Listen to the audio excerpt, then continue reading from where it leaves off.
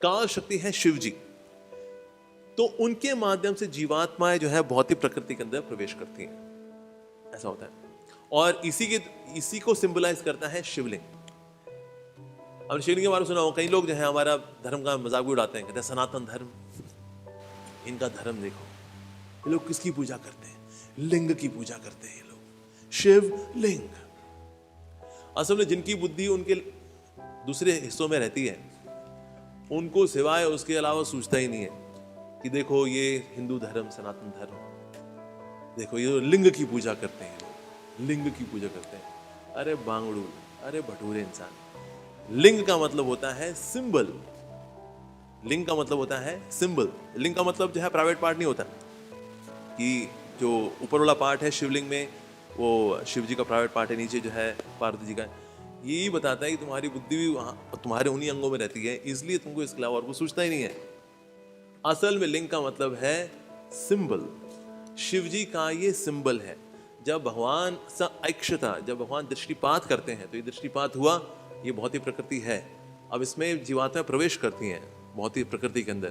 तो अब इसको जब ऐसे कर दिया था, दिस इज शिवलिंग ऐसे एक्चुअली, तो ये शिवलिंग की उपासना की जाती है कि okay this is the origin of the creation, ये भौतिक प्रकृति का ये ओरिजिन है, इसको बोलते हैं शिवलिंग। ये है दृष्टिपात। दृष्टिपात है कौन? काल शक्ति, शिव जी, भगवान विष्णु, जब महाविष्णु जब दृष्टिपात करते हैं तो ये दृष्टिपात, ये ऊपर का पार्ट है, और ये नीचे का पार्ट जो है बेसिकली वो है प्रकृति। तो यहाँ पर अब जीवात्माएं सब प्रवेश करेंगे इस तरह से। So this is the origin of the universe, इसीलिए शिव जी का ये सिंबल माना जाता है, ये चिन्ह है शिव जी का। एक्चुअली प्राइवेट पार्ट के लिए जो शब्द है वो है शिशनम। जीवेर लालसा ये इति उत्तिधाय शिष्णोदर परायण, कृष्ण ना ही पाए। शिष्ण, शिष्ण शब्द होता है प्राइवेट पार्ट के लिए, लिंग नहीं होता। लिंग का मतलब होता है सिंबल, पुलिंग मेल सिंबल, स्त्री लिंग।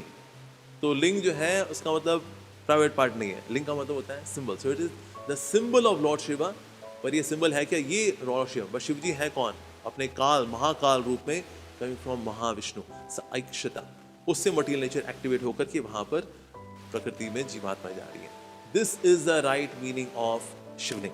तो इस प्रकार से ये प्रार्थना इसलिए की जाती है क्योंकि जिस प्रकार से हम यहाँ घुसे थे इस जगत के अंदर, तो हे शिव जी, हमारे अंदर जो अहंकार है, जगत में रह करके हम जगत के हैं, हमारे यहाँ परमानेंट रेजिडेंस पीआर मिली हुई, यहाँ की सिटीजनशिप, हमारी परमानेंट सिटीजनशिप है यहाँ की, वो कैंसिल कराने के लिए हम शिव जी से प्रार्थना करते हैं, शिव जी प्लीज हमारी एंट्री आप ही के थ्रू हुई थी, लेकिन हमको ना एग्जिट करनी है, तो आप हम पे कृपा करें, वापस हम गोलोक वृंदावन जा सकें।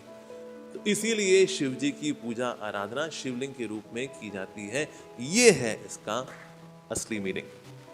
तो इसीलिए जो लोग इसका गलत मीनिंग देते हैं, तो कहीं ना कहीं वो ईर्ष्या है, द्वेष है, क्या कर सकते हैं उनके लिए हम उनको भी शिव जी से प्रार्थना करनी चाहिए। हमने आपको गलत मीनिंग बताया, आप क्षमा कर दीजिए, हम घोर अपराधी लोग, तो उनको क्षमा की याचना करनी चाहिए वास्तव में शिव जी से। सो इस प्रकार से भौतिक जगत बनता है। तो यस, पर लेकिन भौतिक जगत के अंदर ये सारे कार्य जो हो भी रहे हैं, तो भगवान ना सिर्फ ऐक्षता करते हैं, यानी दृष्टिपात करते हैं, बल्कि इसके अंदर भी प्रवेश करते हैं भगवान। भले भगवान नजर ना आए, सूत्र मणि गणा इवा, भगवान सूत्र जो है मणियों का जैसे माला होती है उसमें सूत्र के समान है, भले नजर नहीं आते, नहीं देख पा रहे उनको, दृष्टिगोचर नहीं हो रहे, लेकिन फिर भी भगवान तो